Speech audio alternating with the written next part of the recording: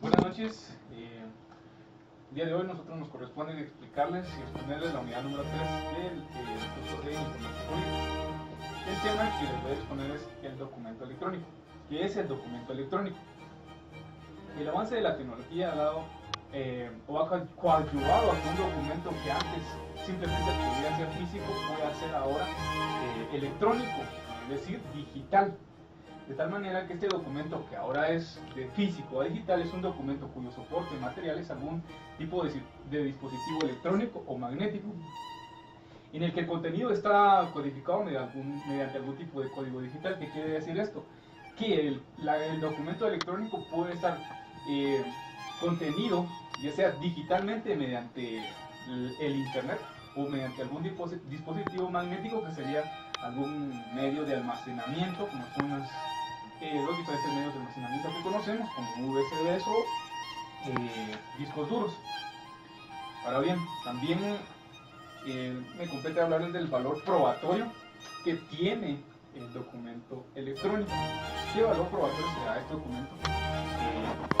Pues para establecer cuál va a ser el valor probatorio del documento electrónico, se recurre a la firma electrónica que el creador de este documento pues deja. ¿En qué consiste esta firma electrónica?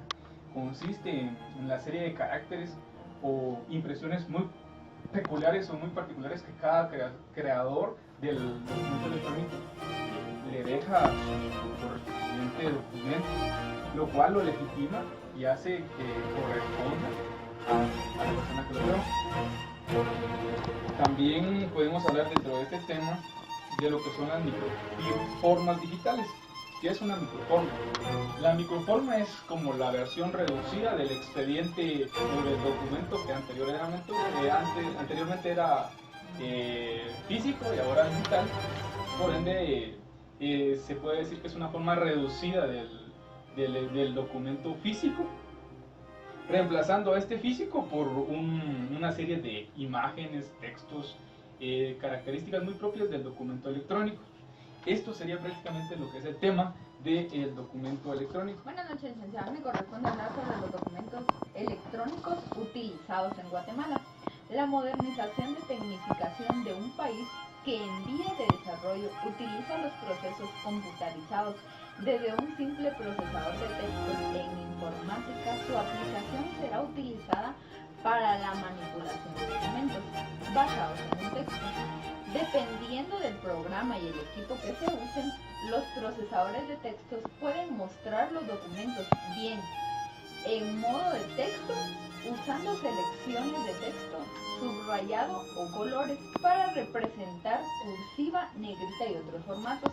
Las distintas fuentes aparecen en la pantalla tal y como lo harán en la página impresa.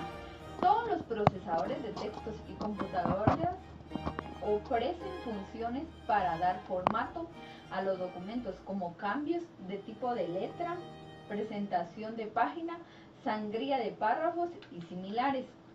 Muchos procesadores de textos pueden también comprobar la ortografía, encontrar sinónimos, incorporar gráficos creados en otros programas, alinear correctamente fórmulas matemáticas, crear e imprimir tipos de letra estándar, realizar cálculos, mostrar documentos en pantallas en varias ventanas y permiten a los usuarios realizar macros que simplifican operaciones difíciles o repetitivas.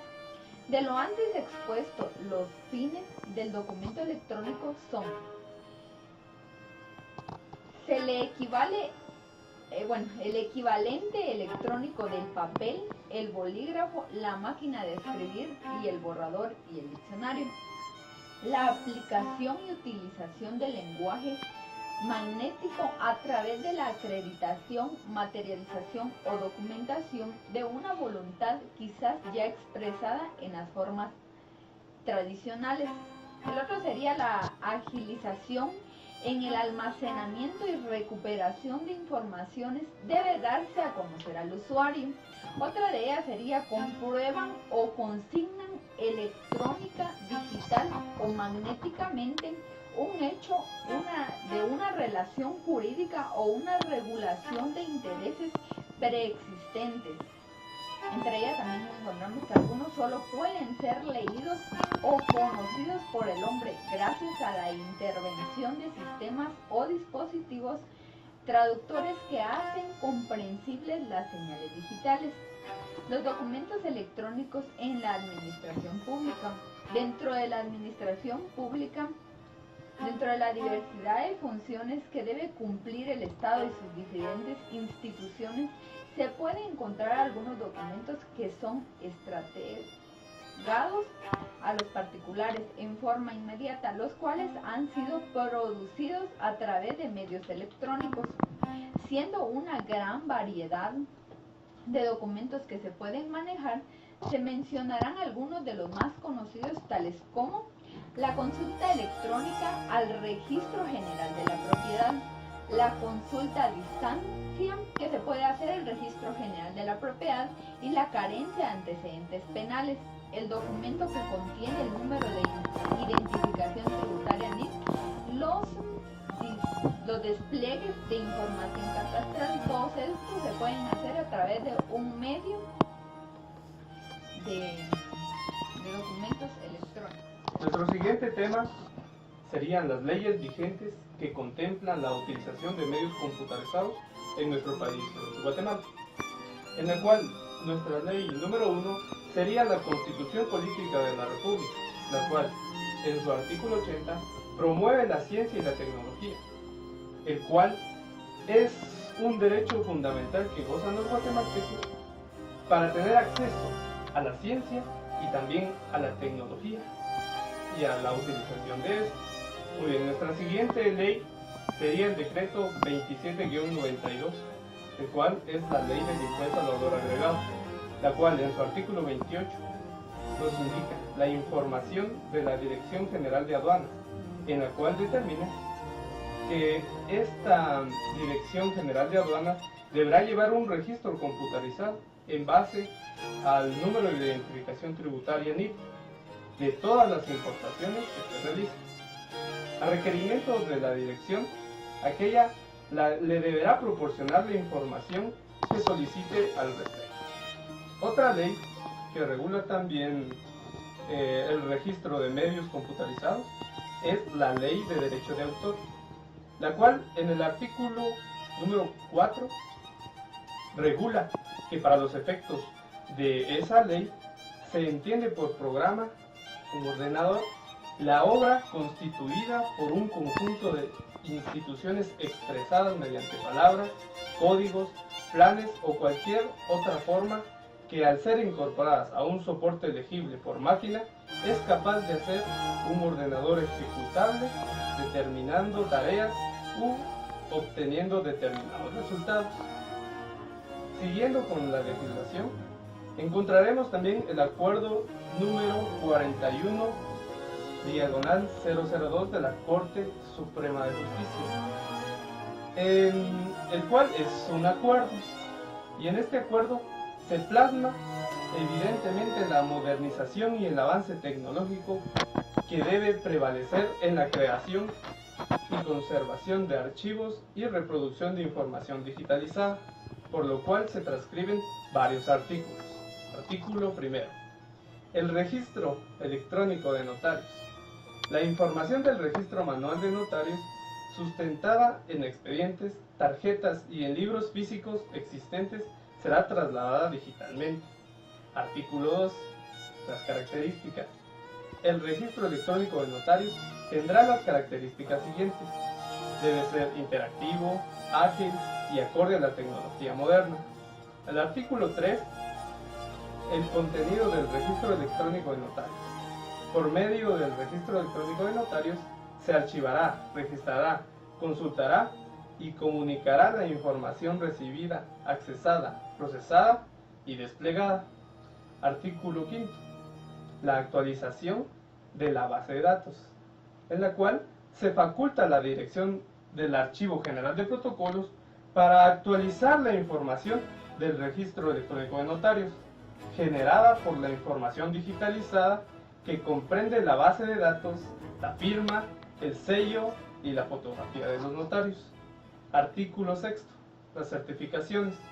Toda reproducción por cualquier medio que provenga del registro electrónico de notarios, extendida por el Archivo General de Protocolos, tendrán los mismos efectos legales de las certificaciones extendidas manualmente por el citado archivo.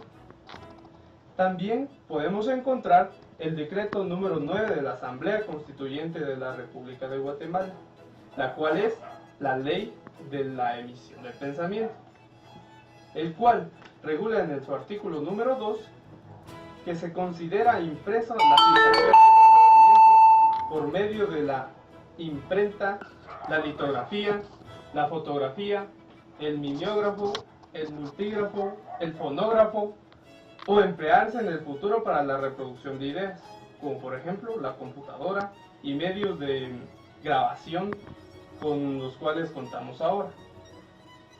También podemos encontrar regulando estos medios de información digital el Acuerdo Gubernativo número 339-96, el cual es el arancel general para los registros de la propiedad. Se cita este acuerdo en virtud de que existe la obtención de información del Registro General de la Propiedad, solicitando por diferentes entidades, tales como los bancos del sistema, que tienen acceso a consultas de datos de registros a imprimir desde sus computadoras. Luego también por acta de certificación, que tendrá un costo de 10 quetzales, más 3 quetzales por cada hoja o fracción. Si se extiende en fotocopia u otro medio autorizado, se cobrará además un valor de la reproducción. Por consulta del personal que cada bien a través del sistema de los monitores optará a que estén conectados al sistema. También otra ley que regula es el Código Civil, en su artículo 1221, el cual el registrador llevará asimismo los libros que sean necesarios para las inscripciones especiales y los demás que determine el reglamento del registro. Queda facultado para innovar progresivamente el sistema, adoptando la microfilmación de documentos, la computarización y teleproceso, de acuerdo con las posibilidades económicas del registro. Buenas noches, compañeros. Y para continuar con la exposición, les expondré el tema referido a la firma electrónica. ¿Qué es la firma electrónica?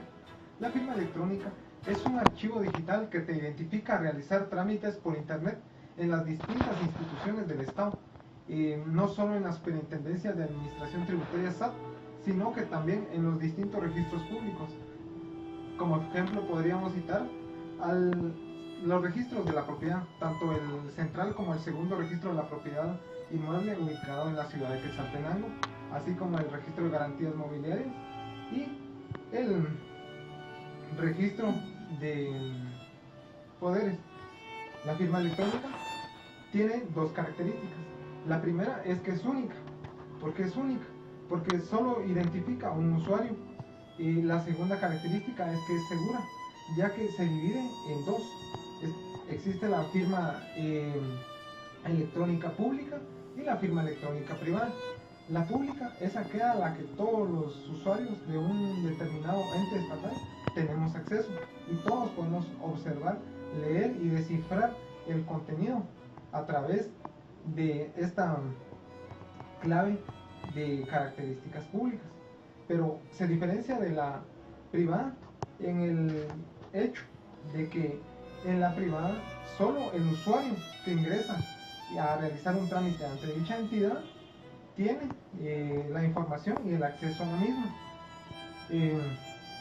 También por otro lado encontramos lo que es la firma digital, que es un mecanismo criptográfico que permite al receptor de un mensaje firmado digitalmente determinar la entidad originadora de dicho mensaje, autenticidad de origen y no repudio, y confirmar que el mensaje no ha sido alterado desde que fue firmado por el originador, o sea que se conserva íntegro.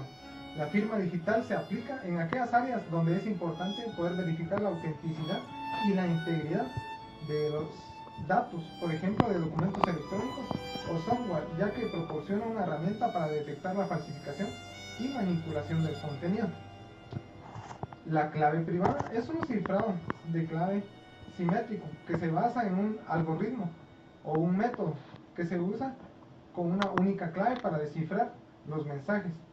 Como ya lo comenté, existe un principio llamado principio de Kerford, que dice que todos los algoritmos descifrados y descifrados deben ser públicos y conocidos por todos, lo que les explicaba de la característica pública. Por lo tanto, lo único secreto en el usuario es la clave del algoritmo. Esta clave se convierte en la piedra angular del algoritmo. En este principio se basan todos los cifrados de clave privada en mantener secreta la clave bajo cualquier medio, ya que es lo único que no permite a los usuarios malintencionados descifrar nuestros mensajes por canales seguros. Y ya, si tenemos un canal seguro, no necesitamos un cifrado, los interlocutores del mensaje o los emisores del mismo. La firma electrónica es un concepto jurídico equivalente al de la firma manuscrita, donde la persona acepta el contenido de un mensaje electrónico a través de cualquier medio electrónico válido. Como ejemplo de ello puedo mencionar la firma con un lápiz electrónico al usar una tarjeta de crédito o débito en una tienda, marcando una casilla en una computadora a máquina o aplicada con el ratón o mouse o con el dedo en una pantalla táctil, usando una firma digital, usando usuario y contraseña, usando una tarjeta de coordenadas. Una firma electrónica crea un historial de auditoría que incluye la verificación de quien envía el documento firmado y un sello con la fecha y hora. Ya ese fue el punto que nos competía exponer. Espero que haya quedado claro, que haya sido de su entera satisfacción. Gracias.